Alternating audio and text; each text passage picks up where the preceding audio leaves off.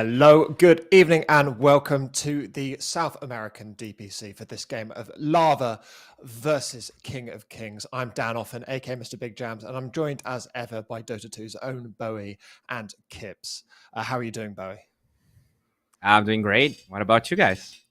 I'm good. It was Kips? my birthday party yesterday, so I'm a little bit out of Ah, sorts, but I'm here now and I'm present. How about you? How about you, Kips?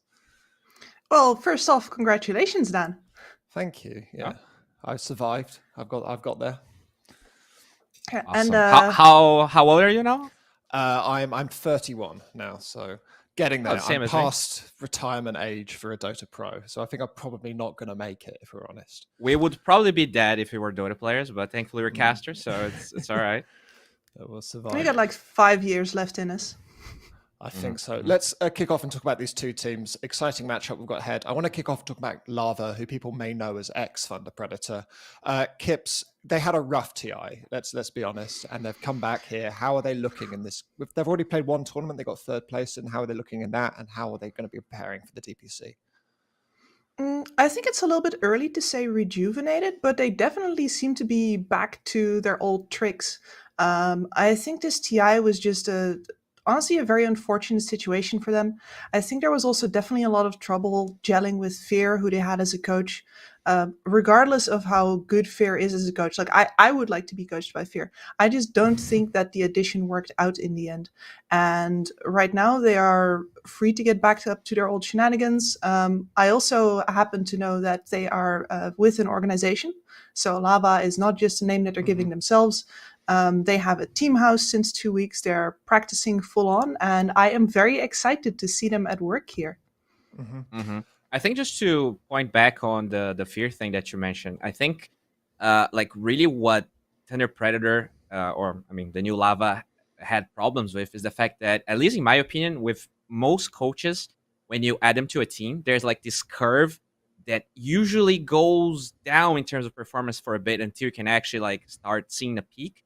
And they were so close to TI when they did it. So like you have all of these problems, right? Because Thunder Predator, I think, with the first major, they performed so well and they had so many expectations.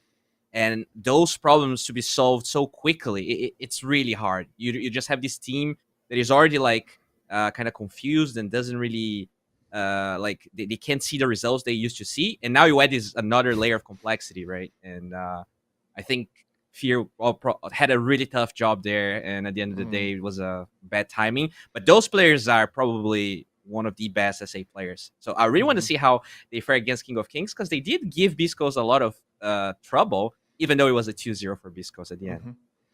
I know a lot of people watching this will know them as a team who've been a South American stalwart for a long time. But if someone's tuning in, they've watched them at TI go 8-0. What are they doing now differently in these first couple of tournaments that they weren't doing at TI? What can we expect to see of them, the people who only have seen them at TI Bowie, who won't be able to see them? I mean, I was watching a lot of SA Dota recently. I'm not aware of Lava playing that many tournaments. There was this big Brazilian tournament, so most of King of Kings and now the new, the old. Oh my God, I forgot the name. The HFN stack. Oh Jesus, That's no ping, isn't it? Or used to be no. That the Division 2 team. They changed name twice, but Yeah, our team, I saw Wolf team. yes, that one, Wolf our team. way. Yeah. They played a lot, so I saw a lot of those Brazilian teams playing. I'm not sure if Lava played games after, like, any games in this patch after TI. They played the Beyond I'm the not sure I Summit can answer. Pro Oh, Series. did they? They play. Okay, Yeah, okay. they placed third in Pro Series. Did you get to watch them in that, Kips, at all? Honestly, no, because when they were playing that, I was not yet sure that I was going to be doing the SADPC. Yeah, so why bother? Fair enough. Let's talk about their rivals. They're coming up against APU's King of Kings.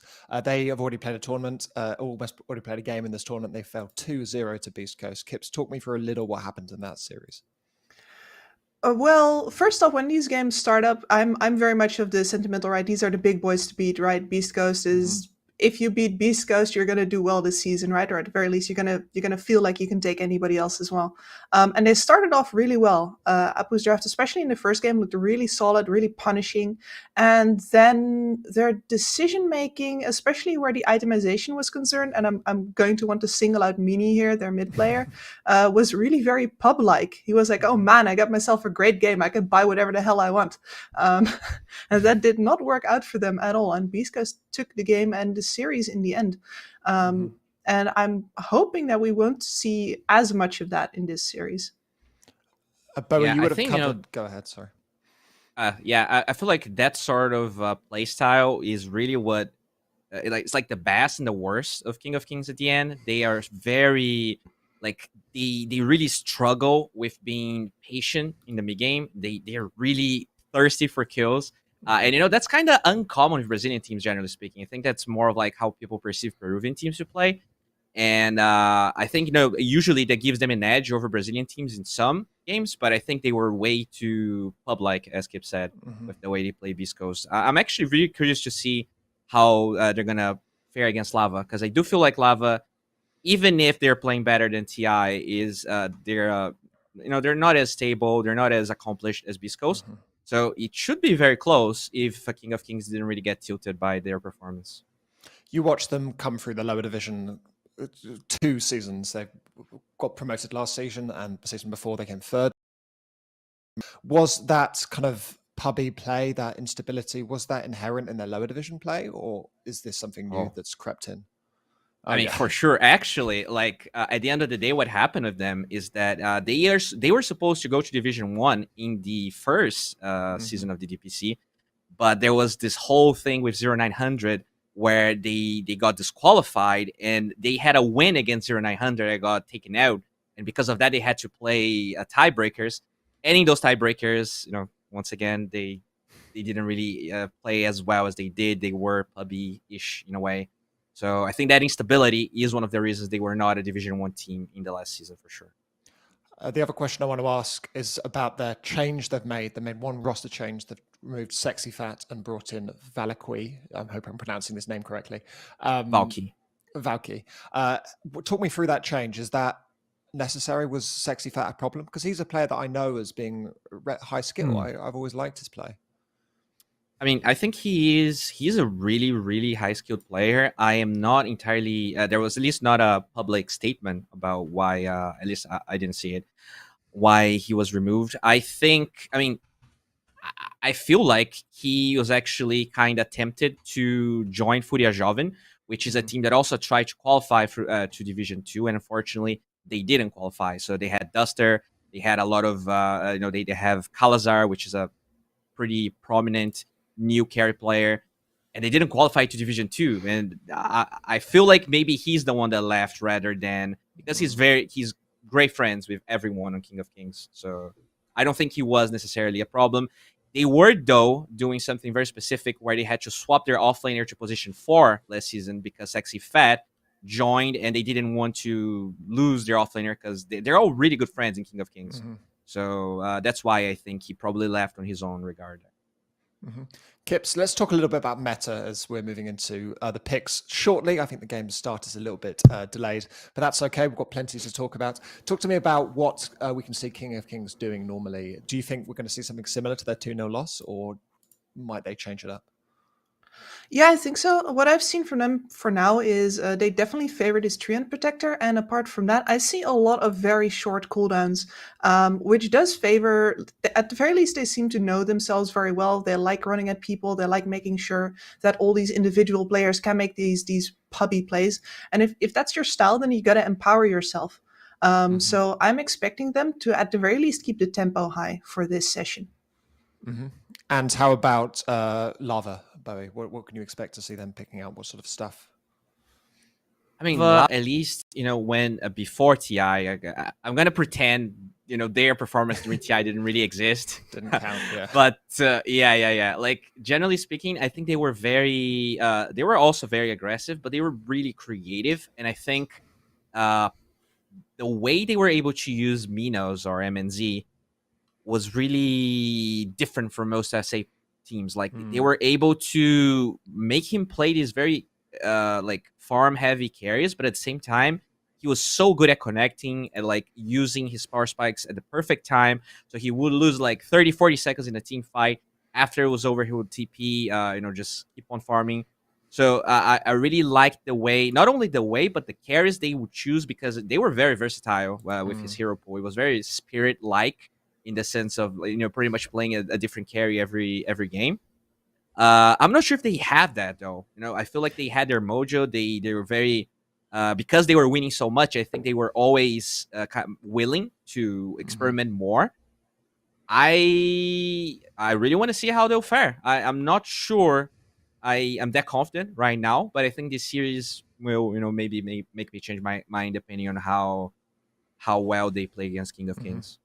From what you know of them as people, Kips, because I know you've been speaking to their CEO recently about the organization. They've been together a long time, a lot of these players. So some of them joined in 2019. MNZ and MJZ joined at the same time at mid 2019. That's a long time to play with a single group of people. How do you think mentally they're coping? Because it must be tough after TI. Honestly, the impression that I got was that the reset was pretty, I don't want to say easy for them, but almost natural, because they've had a lot of, other strokes of bad luck and other bad runs in the past. So if anything, it sounds like they took it relatively well. The team dynamics have not much changed. They still have the same shot callers. I believe that especially Moose was singled out as one of the people who really, really talks on that team. And they're really just starting a fresh season, and I'm hoping that being with a new org helps for that as well. They're in a team house, am I right in saying as well? Yeah. When you think about it, just the fact that after that amazing first major run and still like disappointing run in the second major and then TI, the fact that these players are still together just speaks a lot to how confident they are in themselves, and how they're very good friends. Because I actually interviewed Moose last season, and like he was super fun, and everyone apparently is a jokester in that team. They're very good friends in real life, so I'm not surprised they're still together. Very exciting to see. I mean, we do have a draft now. How they're gonna play? Draft an early Magnus and Weaver ban and a Monkey King ban on Lava.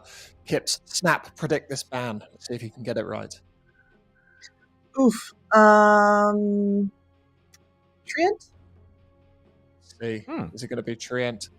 Will Kips be the queen of draft prediction? They're taking a long time on this. Invoker. They're gonna ban Invoker. They're going to ban Invoker. I think. I have no idea. I can't predict anything. They're going to ban Baron. You're both wrong. You're both fired. Let's move on. What sort of early picks have we been seeing coming out in? Is the South American meta quite stable at the moment, would you say? I would say so, but I think King of Kings are very different from most of the other South American teams. I think they actually first faced Trian in all games we saw so far, and in one of those games they actually first faced Invoker too. So okay, I'm gonna go for the I ET. respect that. Talk me through the Elder Titan, Kips. If you respect it so much, why? How come? This is the kind of hero that can both empower an aggressive lineup with the amount of extra damage that you get out of the aura, as well as being one of the best wave players and defensive team fighters. So it's the saying, get you a guy that can be both. It's that bad. I also feel like after they added the shard on this hero, he became so much more versatile. It feels like the shard and the axe, just even if you play it as an offlaner or a 4, you eventually get to that power spike, and this hero becomes like he didn't really use to scale at all. He was really good at laning. He would like make all those stacks, and for 5 minutes you were kind of a god, and eventually you'll be pretty weak.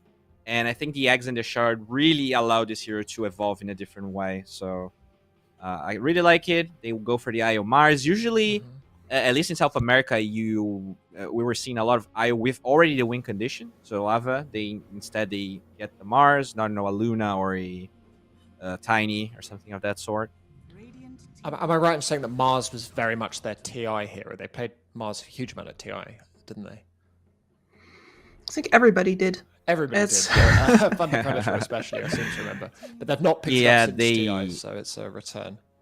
I think they actually were one of the first teams to flex that Mars to 5 a lot. MJZ really likes that. So this could either be IO Mars lane or Mars 5 with IO 4. There's a lot, even mid the Mars. So they are very flexible in that regard. That's really cool. And this Tide Hunter, huh? Is that going to be an offlane Tide Hunter, or are people still playing it as support? Almost always over on the offlane. And this is definitely the big team fight reset for if a relocate comes in and you want to stop off most of whoever's coming in. As well as the Tide Hunter has been used to pretty great effect as, of course, a minus armor hero in a lot of combination with Snapfire, especially.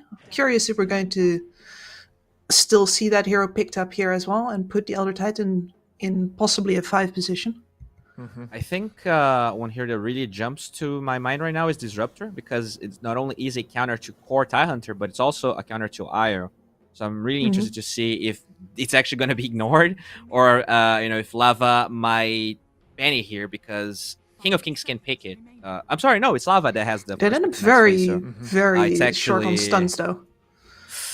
Yes, that is very true. You do have the circles, though, right? You have Arena with Static Storm. Circles are a thing of beauty. They are. I mean, I'm a big fan of area control here, and Elder Titan Tide Hunter. Wherever Tide Hunter rocks up with the Elder Titan behind him, Lava is going to have to very clearly shot call, pick and choose their targets, because if they just engage into this willy-nilly, you're going to get absolutely slaughtered. What sort of stuff do you like to combo with the IO, Bowie? I mean, Luna is a very classic one. Whoa, Jugger. That is very unusual. Yeah, that is unusual. What do you think the logic for that is?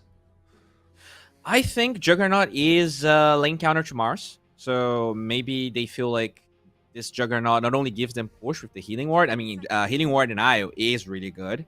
But I think even then, like, Jugger is not really appearing that we see a lot with IO, so that combo doesn't really happen a lot.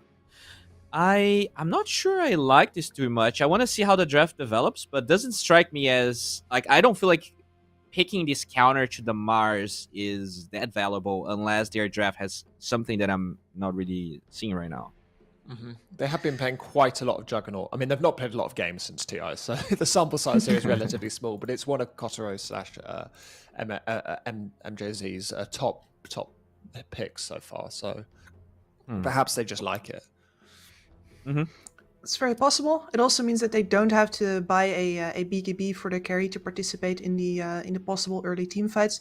Juggernaut's one of the best heroes at that, especially if he can walk in, spin, walk out again, can't get ravaged. Elder Titan doesn't do too much to you.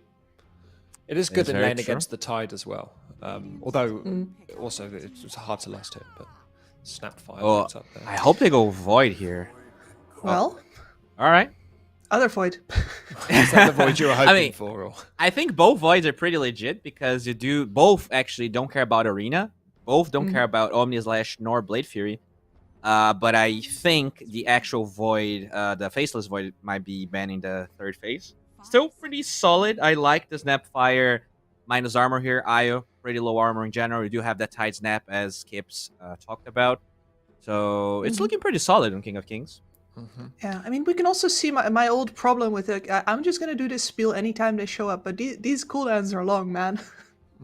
And you know what? I'm not sure King of Kings likes this, but if they play this Elder Titan offlane, it has so much move speed with the Spirit that I don't think you care about this Juggernaut at all, whereas the Tide Hunter could suffer. I'll go Grim. Yeah, the Tide's definitely going to suffer. Yeah. Is the Grim there for the Juggernaut combo with Inkswell? Is that why they picked that? The W also destroys Tide Hunter and Void Spirit, having to actually hit. Tide Hunter has very low speed, so you don't dispel the Ghost, the Phantom's Embrace. So that's really good. So we're moving on to last bans here. What sort of stuff do you want to see King of Kings ban out here, Kips? They've already banned a Outward Devourer. What else do they need to get rid of? I mean, that was the big one. That's the big lane counter to Void Spirit. After that,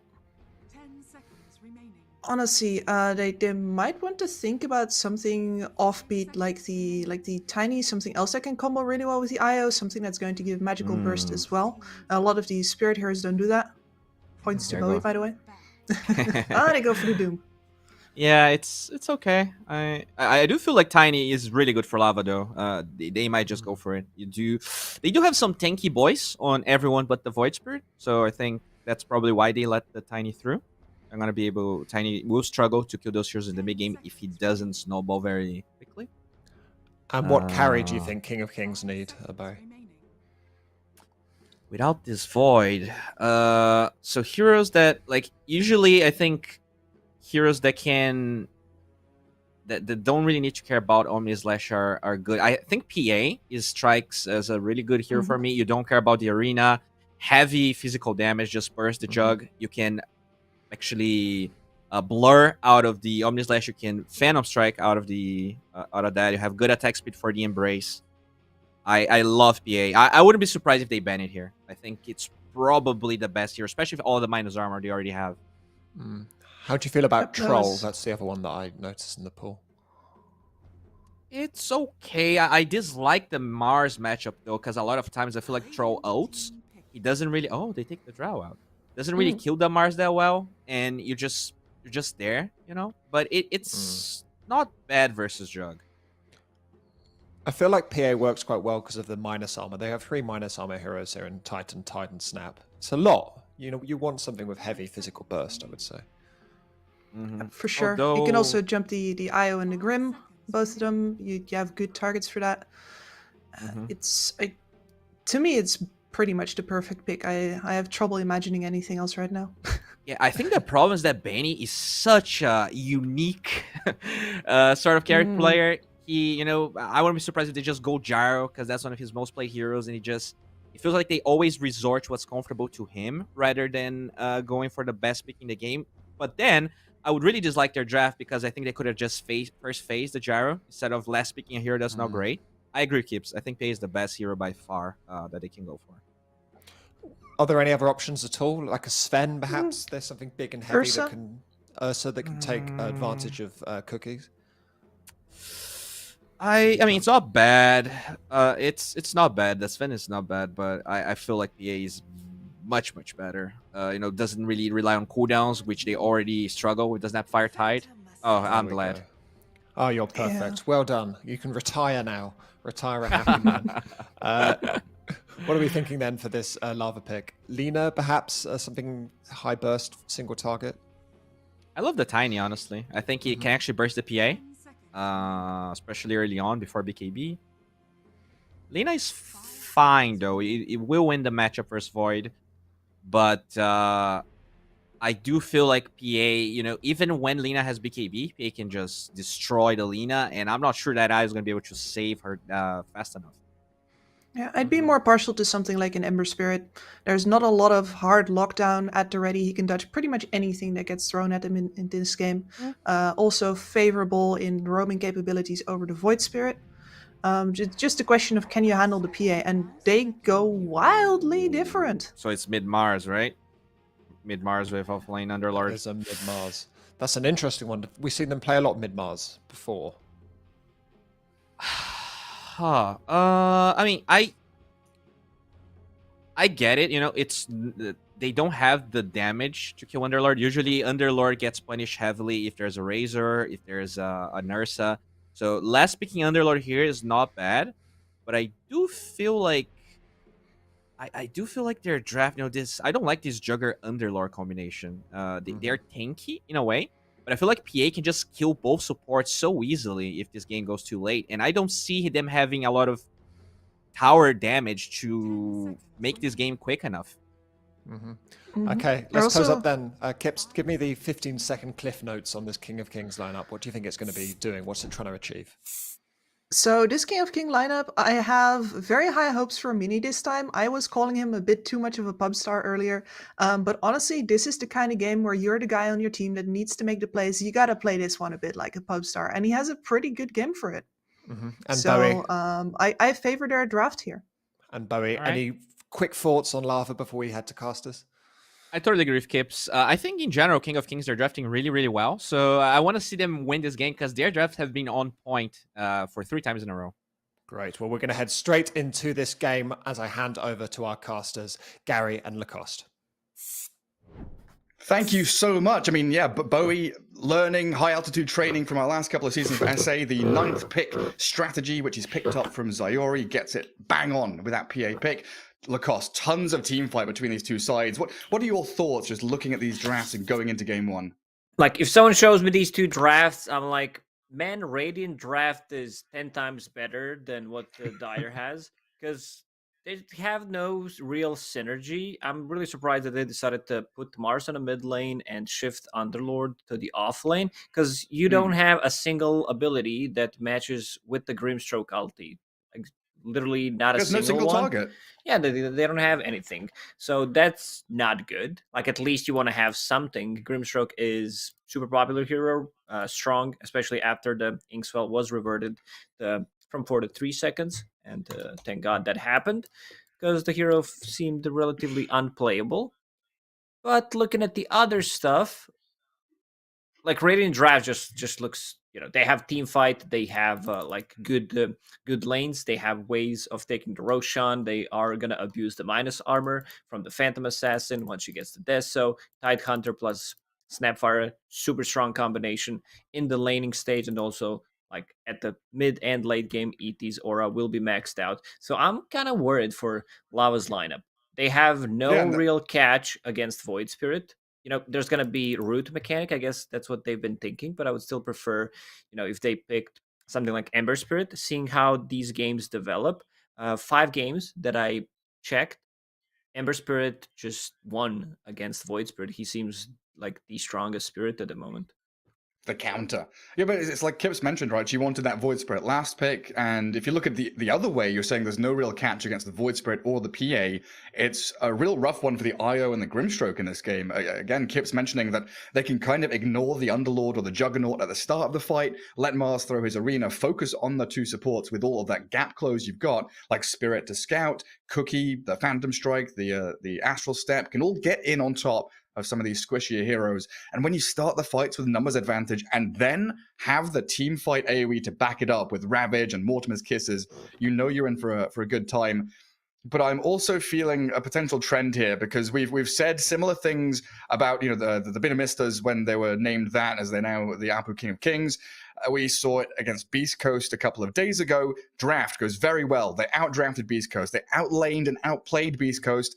And then we get to that mid to late game where experience and decision-making are key factors, and they have fallen short a number of times. So it's going to be one of those experience. Great monologue, Gary. I gotta say, like, you really nailed it. Why do you even need me? Like, you just explained everything perfectly. Like, I'm just gonna be here, exist, throw in a couple of memes, also throw in a couple of those.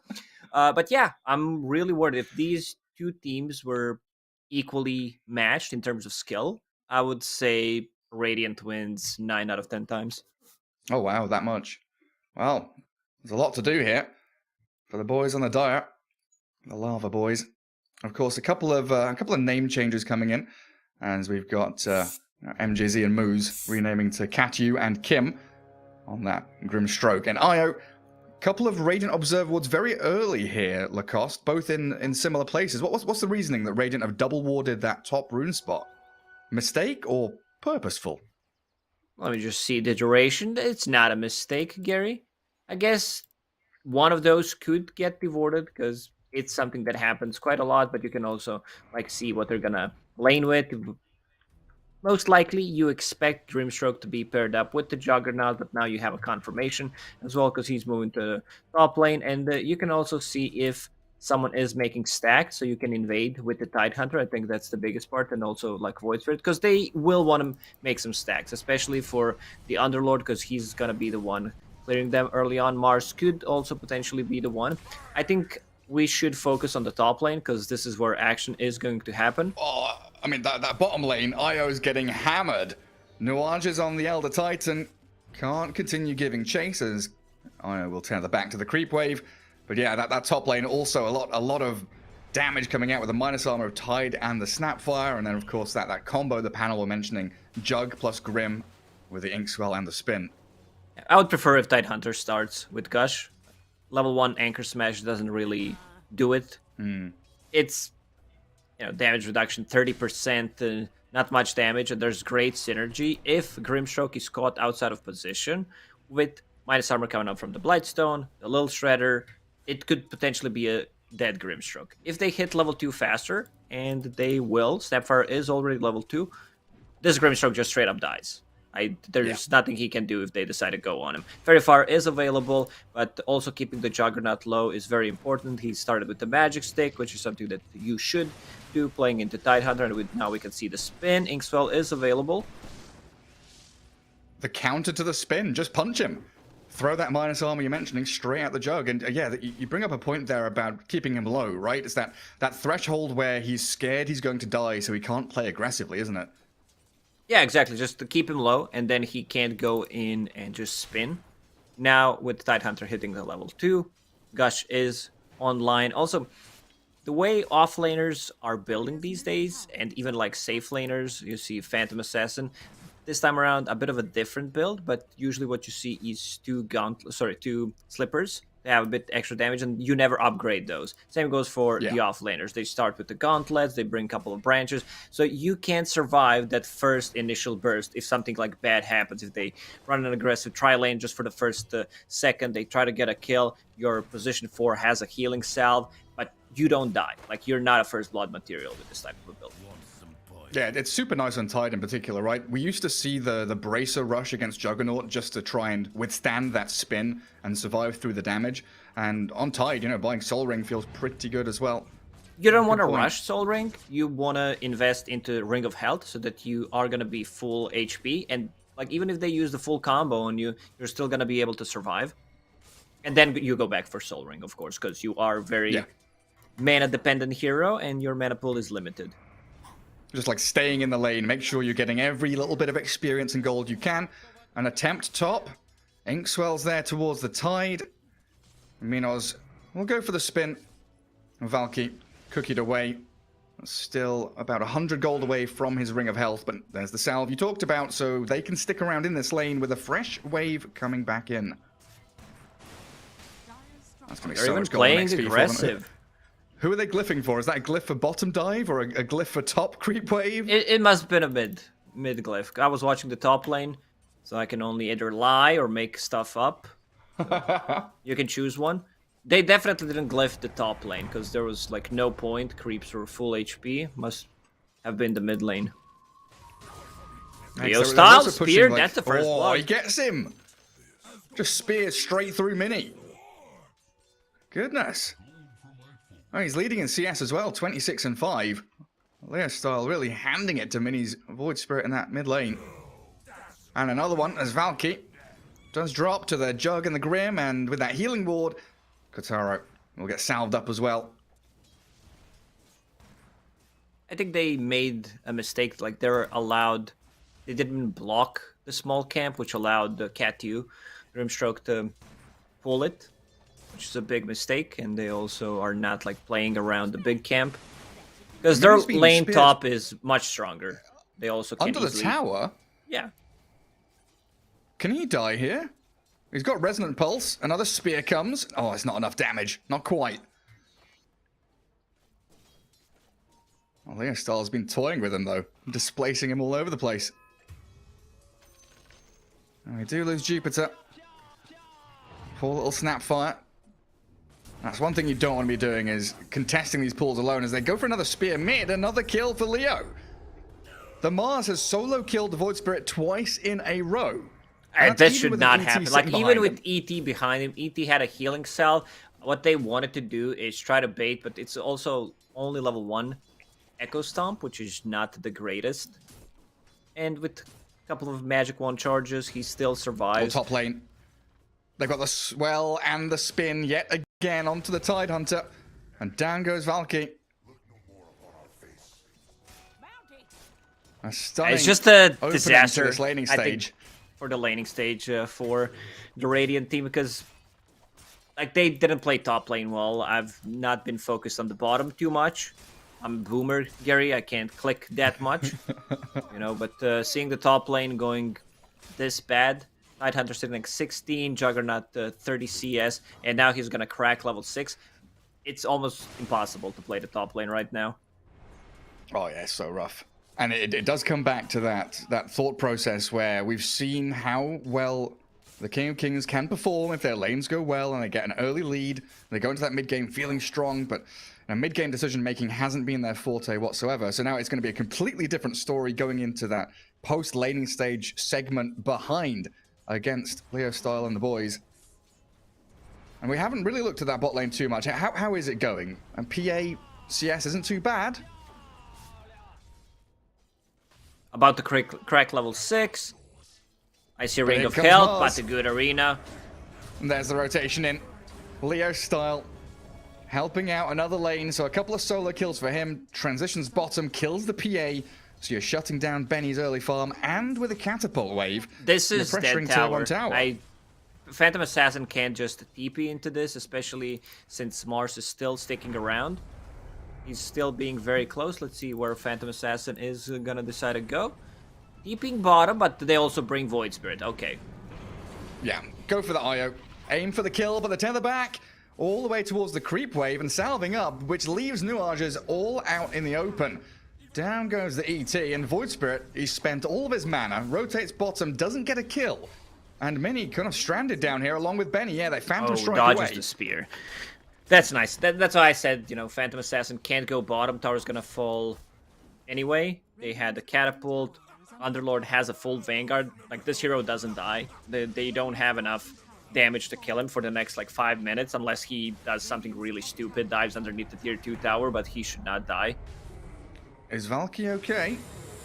They get a gush back onto the Grimstroke, but in comes the Omni Slash, bursting through them. There's no Inkswell or anything to continue onto the ET. Oh, Kotaro not gonna go for the dive.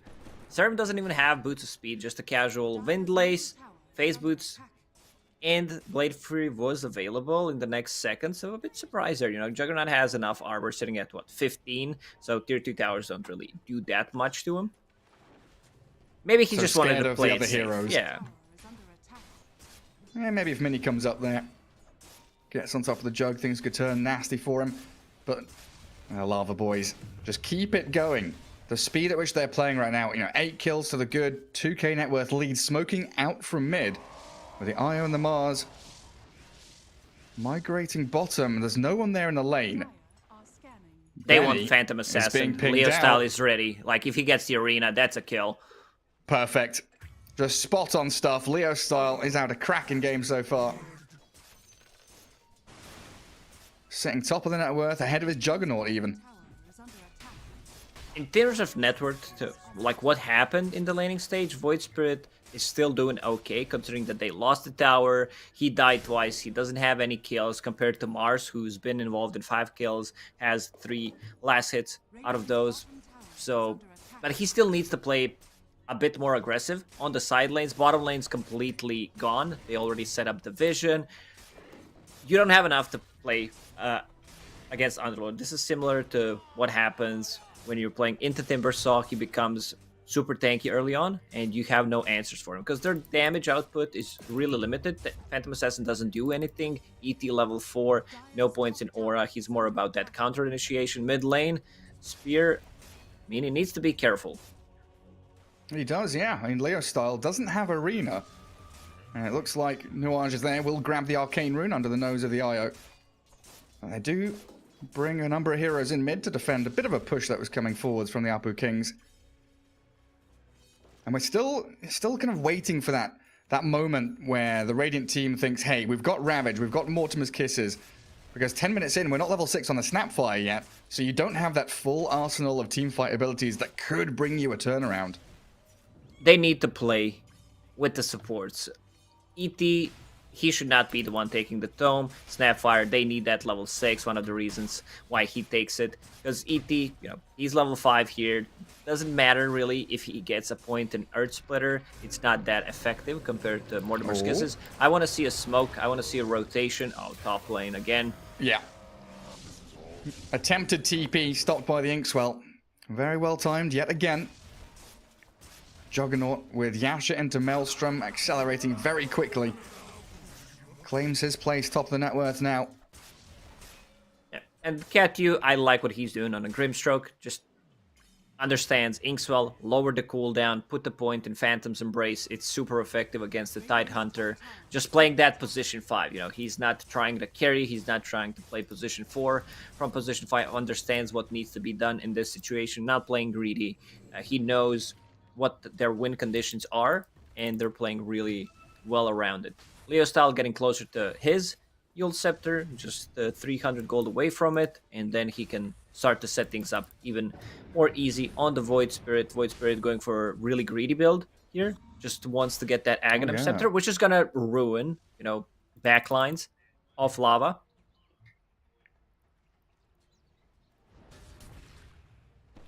Well, it looks like that Yule's nearly done. Coming out on Courier now. Should signal for Lava to make a move somewhere. And we're going to quickly jump to our faces for a second, because we've got a little problem in production. And we'll do a radio cast. There's a Mars Arena and a Soulbind. They are counteracted by Big the Omni. kisses. There's Lava landing, but that Omni Slasher, right, kills off Mini. Grimstroke gladly dies to take 2 kills. That Lava gather up near that mid lane and could actually move in for a tier 1 tower push. There's a DD rune bottom for Mars. Why the hell not? They're still Did not they get the done. snap? They're not. You're right, Lacoste. They just keep on going. Kim's Courier falls to the little shredder there of Jupiter. Oh, the Tumbler's Toy play. Can he find him? Yule Scepter? No. Yeah, but this Too should far be away. the mid tower. Leo Style pops the double damage. I'm not sure why they decide to like take a fight there. They should try to split the map a bit and see like who's showing on the map. The problem is, you know, there is still relocate play. So even if you look, if it looks like you outnumber them, there's gonna be 2 heroes showing up. So right now, Apus, they're really in a tough spot right now. Absolutely are, especially when you want to be comboing up the Kisses with the Ravage. Now you're waiting a minute for Kisses, you've got Ravage ready. Do we want to fight? Do we not? Just going to sit around and kind of wait for this PA to actually get her first item. The 2 swords are ready. So now 1,000 away from the Battle Fury on Benny. But it's going to be a long time coming. And they can't even really push into any objectives. Like they're trying to move that top lane in towards tier 1. But Lava very steadily chipping away at the mid tower. And also guarding that jungle for the Juggernaut while they sit on top of the ramp. Waiting to see what comes their way. Mini's Void Spirit shouldn't have too many issues dealing with them. Silence for a second, steps out to the left. And that was spin expended. Kataro just playing this game so well right now. Understands that he can't really die unless they use the Ravage or if he goes in too aggressively. Another good arena. That arena. So well placed by Leo Style. Very well deserving of that dominating streak, and the Inkswell connecting on the secondary target. More and more and more. The greedy Devils will take a double for Leo. And now this could be tier 1 top for Jug. They can move back in towards mid, get another objective. It's just been a one-way street this first 15 minutes. Kataro will take the top tower on the top, which will bring him closer to Manta style. Even though they don't have like stun silences, he can remove, you know, the Gush minus armor, but he saw Void Spirit buying the point booster, and that's what he's afraid of. They go for the kill. Reload, not in time. No, they don't get the save. The tower does die as Frank clears it up, turns around to the pit and the Firestorm. Rod of Atos there onto Mini, and they've got a Soulbind too, but the Kisses, they come from a long way out, launched onto the Grimstroke. No way there for the Io to save him, who jumps instead to move towards Kataro's Juggernaut. Omni Slash still in hand. He can chuck the ulti out once the creep wave's gone if he wants to, and Valky is isolated. Oh, the jump off to the right, but he's been caught again. The Rod of Atos providing that additional bit of control here that the Lava Boys needed to keep gathering kill after kill. And immediately TPs to the bottom lane. He sees a huge wave, double wave approaching with a catapult, will defend the tower. Io needs to be careful. That's an awkward one. He has 11-1 charges, Tumbler's Toy, Fairy Fire. If someone's in trouble, that's Snapfire. And there we go. Yep. Yules and the Spear. Still a tanky Snap. But they've got, again, that additional bit of lockdown there as Kim's IO, dancing with death a little bit. Did have to pop the Holy Locket, but down goes the snap. And this map has been cracked wide open by the Dire squad. All tier 1s down, line is drawn across that Radiant triangle, and that's where Lava want to play. Smoke from Lava, they want something to happen. Juggernaut still didn't use that Omni Slash, so they could play aggressively on the bottom lane. Right now, they don't have enough tower damage on Apu Kings to kill the tower, so they need to play with the siege creep units. Good thing is Void Spirit is getting closer to Aghanim Scepter, so that's going to help quite a lot. Problem is, Phantom Assassin is not fight ready. She just finished off her Battle Fury. Usually, like, you want to be greedy with this hero, but in this scenario, I think it's 100%. It's a must-have BKB second item. Yeah, it feels that way. Like, in general, how do you feel Another about... good spear. I Mars feel like Arena he's going to die again. That's how I feel, Gary.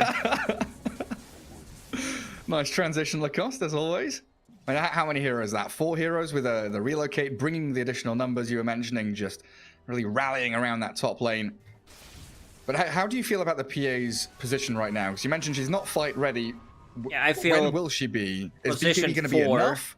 in terms of net worth, if that's what you ask me. Yeah. Juggernaut. Oh, Omni Slash on bottom. It's a rough one. It's very hard to play into this farm Juggernaut. Especially with Io behind him, you know that there could potentially be a turnaround with the relocate, which is not ready right now, but there is a Holy Locket, there is a Healing Ward. It's very hard to go on. I'm sitting at the 25 armor, doesn't really care about that Snapfire, Little Shredder, nor the Gush.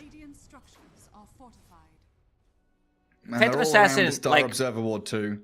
If we talk about carry-to-carry matchup and what PA is playing into this game, and that's Grimstroke Io, Phantom Assassin should have, you know, in theory, a good game. But if she's playing from behind, because Juggernaut's staying one item ahead of her, then it's very difficult. Even though you can still, like, use the blur to dodge the Omni Slash, she's not going to be the target for Jug. Like, he wants to get rid of different targets. Big timing for them is going to be Void Spirit picking up this Aghanim Scepter. They just need to outpush the waves. Mid lane is showing. Let's see if Mini decides to jump. He showed his Aghanim Scepter. Like, these are small mistakes that tend to add up. If you're doing something like this, there was no need for him to show on mid lane that, you know, they don't know. You jump the backlines, you double silence one of the supports. Ideally, you want to jump on Io. But let's see what they can find. Yeah, and it feels like they need to find isolated targets. Someone on their own. Io, Grim, someone like that. I don't know if a 5v5 straight up... Did you just say isolated targets? Isolated targets, yep. Io holding onto Big Boy Philly. So items are going to start to add up. Mech about to be finished. Big Boy Philly, not a little it's boy Big Philly? Boy, because it's the best item, best neutral item in the game. Gary, period. Hands down? Hands down, exactly. I checked some stats during TI. It was the item that was held the most, like for the longest duration of any of the neutral items. Oh, right, yeah, I remember you showing me. It was like, even though tier 4 items are coming out, people are still hold, like, for, what, 15 minutes or something? You hold on to Yeah, Big Boy Stone Philly, when it drops? a lot of value. Every single time you die, if no one is using it, it's always good to have him backpacked, and then you switch it in. If you're not fighting, keep it. That's good advice. Good advice. Like, Philosopher's Stone, Shovel, just keep swapping them in and out. Get full utilization out of them. So, a bit of vision. Oh, that's an Arena Spear, but cookied out of it. Mini given a little bit of space by the snap Ravage fire, connects and on two. Ravage connecting onto the two of them means Mini can now dive on in. They've killed off Catyu. Backline's being stabbed and the kisses land on the Io. PA getting close to death. So close, but still dies. Kataro's Juggernaut is a monster right now. Valkyrie does force him back as Lava regroup back towards their tier 1 and around Frank. They've killed Mini. Survive on the Underlord. And a very close fought fight, but 2 supports for 2 cores. You've got to give it to Lava. Leo style, Leo Scepter. Ooh, nice jukes there coming out from EP. Squealing. But yeah, this... Oh. He actually managed to get him. I was watching ET running away. That's a big, big kill. How much gold did he get? 500 gold. He's also holding on to Big Boy Philly, which means that... Because you can hold on certain heroes, like... You don't deal damage to right clicks. Slow Shredder is fixed damage per shot. So that means you're still gonna be able to deal damage even without, reducing your own damage. Yeah. And now they're picking out the Roche. It looked decent. I think they got more than I expected on the side of Apu Kings. But they're gonna lose Roche. Kataro is just getting gigantic. Like, he's enormous right now. Level 18. About to finish Scotty. These huge items and a massive window, right? With Ravage, Kisses, and Earth Splitter on cooldown. You know that the Radiant just don't have what it takes to fight. They're still waiting for BKB on Benny too. So a lot of issues. They've got to try and wait. And straight out of the pit. They don't finish it. They smoke, thinking that a fight was brewing. Lava, they got vision. They can see map movement, especially around the tier 2 tower on the top lane. So they wanted to go out of the pit, possibly get a kill or two, and then finish the Roche. But seems like Apu Kings, they're not going to contest it. Phantom Assassin still very far away from finishing off that BKB and being able to jump inside the middle of the fight. I don't know that they're moving towards the pit. They've got Ideally, Kisses. I Ravage think is ready in 10 with Blink. If PA has a BKB, that would have been much, much better, fight choice for them. Kisses with no real follow-up. And Mini's in. He jumps. Roshan's dead. He gets the kill on Roche, but Aegis is snatched by Katara, and they've speared him against the arena, silenced by the Embrace. Oh, Mini tried it. It's a nice attempt, but now the relocate forward. Stomped up. New Arges. He's been tagged by that Rod of Atos. No way to retreat as Kataro continues his beyond godlike streak, and even though Jupiter's cookie to the low ground, we've got a Yule Scepter there from Leo style, spinning on the spot. The pirouetting Mars dances around his target, and Grandma Mortimer, nothing but prey. And he also doesn't go for the last hit. He gives last hit to Kataro with the illusions. Yeah. I guess the thinking coming into that Roche fight was I'll use Snapfire ulti. They got the last hit on it. Void Spirit will go like super greedy, sacrifice himself, try to pick up Aegis, but not really worth it because even if he picks up the Aegis, they still lose that fight. Yeah. Well, they do have BKB on the PA now. Blink Ravage may still be a surprise here. But Katara with that Aegis frontlining 2,500 HP just wails away at the barracks. And the rest of Lava sitting pretty deep behind him. Pinged out, Blink Ravage there. Leo style the target. He's been brought down. Katara and Kim are back in with a spin, but a good sleep there. Catches the IO as the Omnislash from Juggernaut bounces back on them, and there's just no stopping him. Katara, he is a beast. Chasing forward for the PA now. They've lost their Tide and ET. Benny will blink off to the right. Can Kataro keep giving chase, though? Rod of Atos ready in a second, but PA blinks back to the creep camp, which opens her up to get caught by the roots. So now Kataro can spin towards Benny. She's going to blink away again. That's why carry-to-carry matchup, in theory, should work better for PA in this one, especially since they don't have like any kind of hard lockdown. There is this Rod of Atos into Pit of Malice, which is okay, but with the BKB online, it's not going to provide too much trouble for PA. Still, decent fight for Apu Kings, where they managed to get a couple of kills, especially Mars. It was a very good jump. They also forced out Io to use both Holy Locket and the mech early on.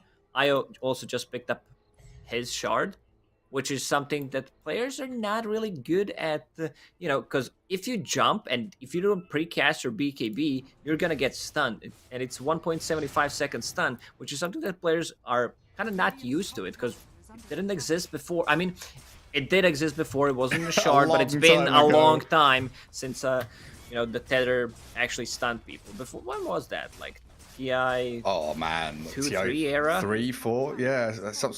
My memory says TI3. It was like back when you picked CKIO and you had spirits that gave vision. You had the reality rift to drag them. CK stun, tether stun, just auto kill anybody in the lane basically.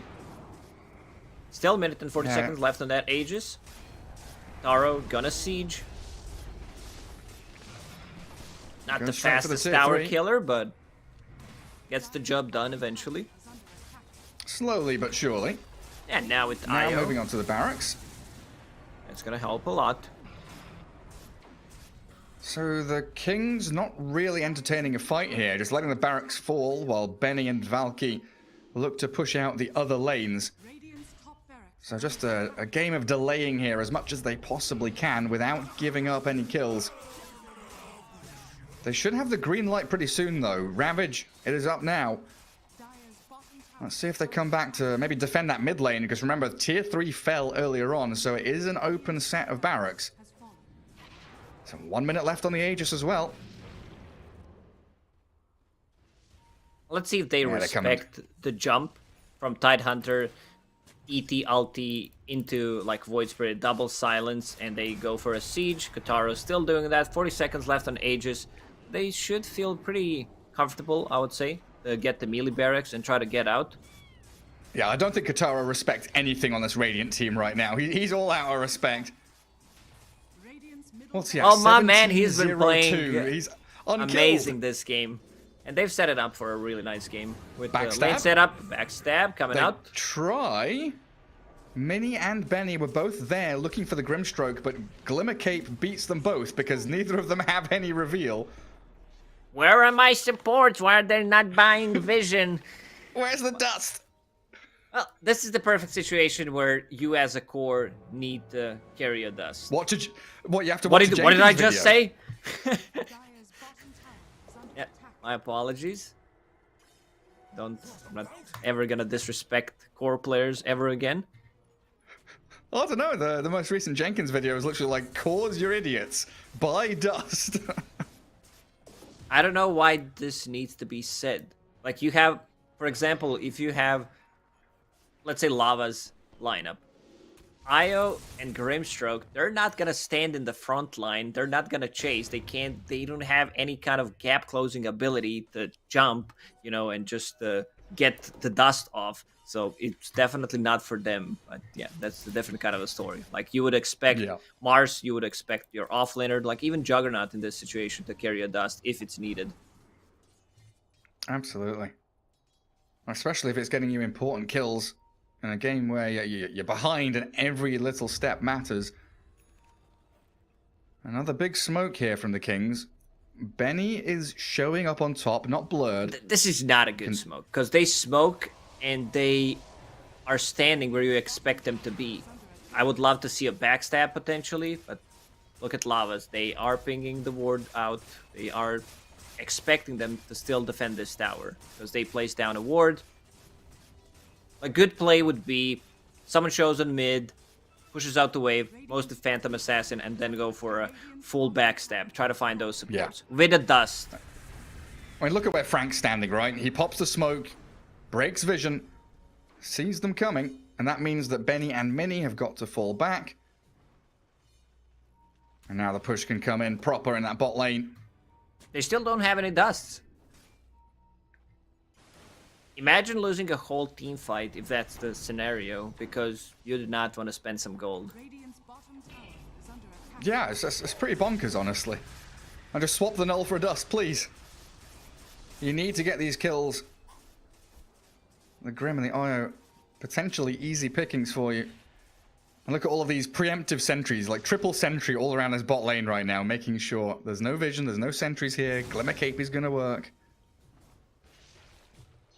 If Lava wants to play this safe, stall for another 30 seconds, see when the Roche is gonna spawn, get that shard, get that Aegis, and finish the game. Close this map in around them. One little bit of vision for the Radiant team up on their triangle.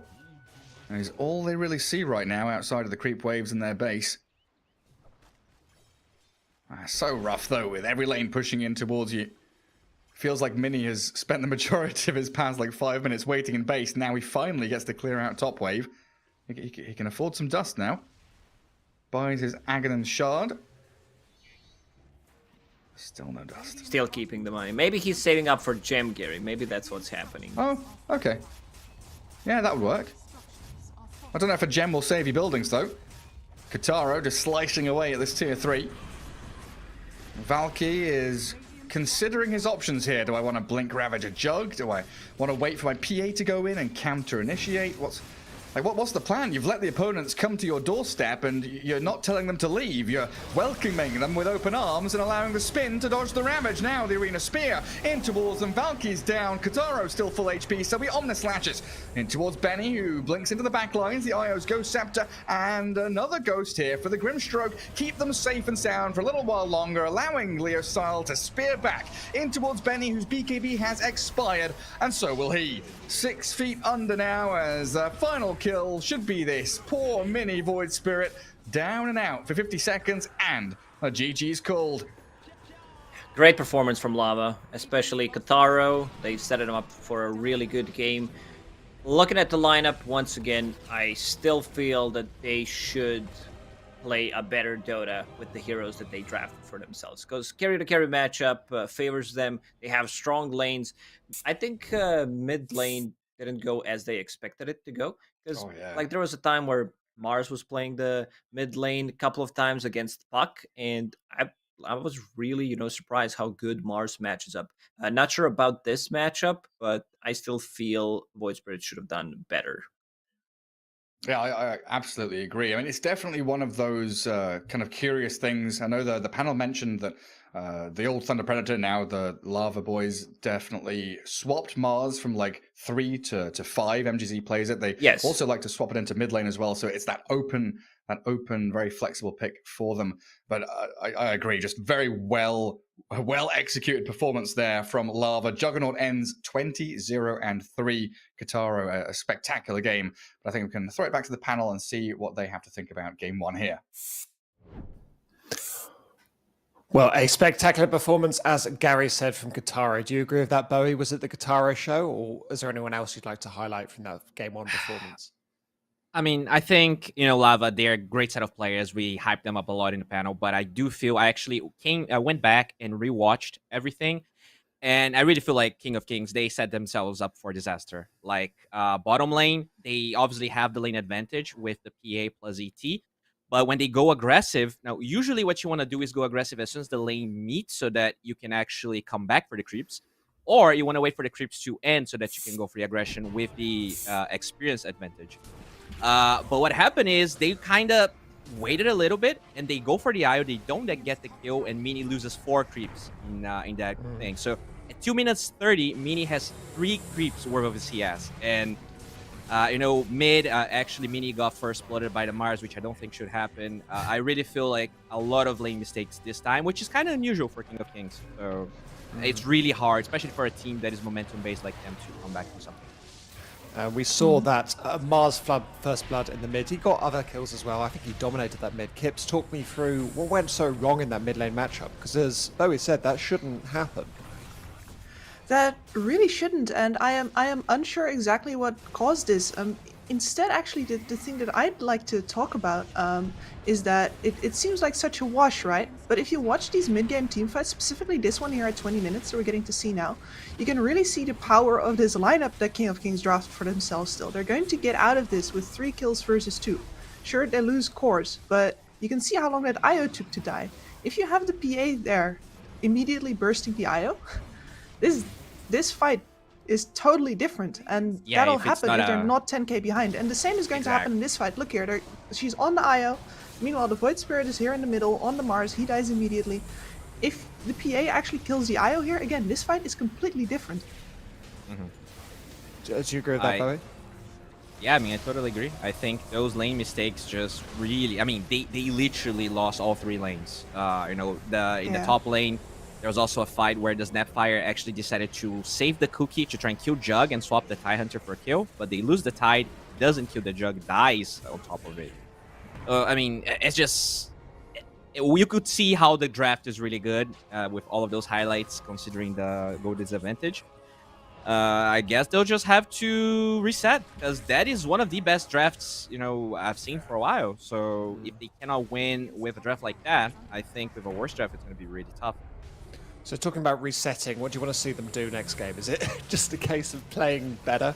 Is there any particular elements that they can improve on? Bit more respect. I guess maybe they felt themselves like, oh man, we totally outdrafted them. You know, it's an open goal. We only have to kick it in here.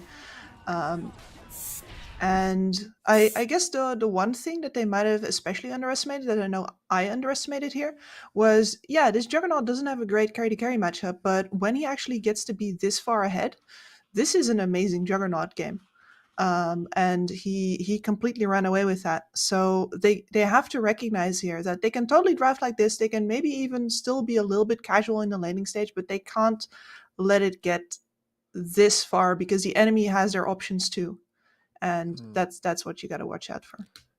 And Bowie, for Lava, more of the same. This was a confident performance after we spoke a bit about their early tournaments being promising, but after such a disastrous TI, it's a really good start for them.